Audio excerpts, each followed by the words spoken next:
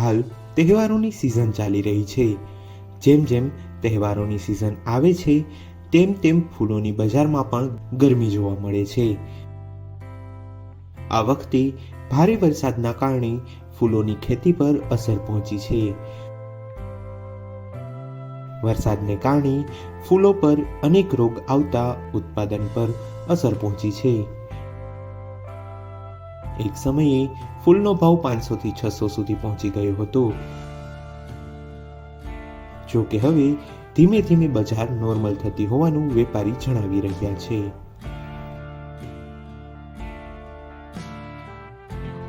મારું નામ હારૂન છે। મારી દુકાનનું નામ HS ફૂલવાલા છે। જામનગરથી હું બોલું છું।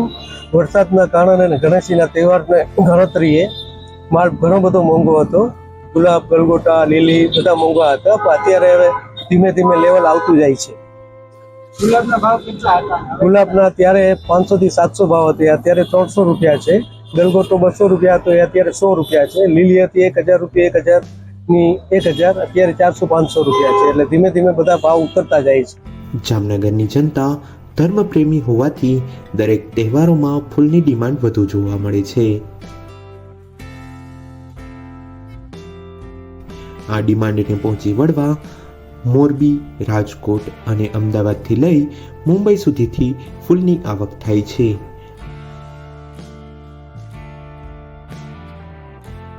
આ વખતે ભારે વરસાદને કારણે ફૂલોના ભાવ આસમાને પહોંચ્યા હતા।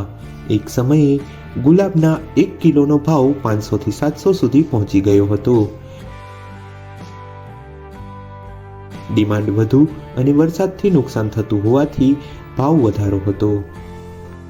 ફૂલની આવક વધી રહી છે થોડી થોડી। ફૂલ આવે છે લાલપુરથી, આવે છે રાજકોટથી, અમદાવાદથી, વાગોદરથી, બધા લોકલ ફૂલ આવી જાય છે। અત્યારે વધારે ગુલાબની ડિમાન્ડ છે। જામનગર ફૂલ લેવા તો બધી જગ્યાએથી મળે છે। વિસ્તાર 3 બત્તીમાં મળે છે, દરવાગતમાં મળે છે। ના, અત્યારે નફાની તો કોઈ ગણતરી છે જ નહીં। અત્યારે માઇનસ ઉપર ચાલે છે બધા ફૂલવાળા। જામનગરની ફૂલની બજારની વાત કરીએ તો જામનગરમાં 3 બત્તી, બેડી નાકા, દરબારગઢ સહિતના વિસ્તારોમાં ફૂલોની બજાર ભરાય છે। અહીં છૂટકથી લઈને હોલસેલ ભાવે ફૂલો વેચાય છે। જામનગરમાં એક સમયે 700 રૂપિયા કિલોના જે ફૂલ આવતા હતા તે હાલ 300 સુધી પહોંચી ગયા છે।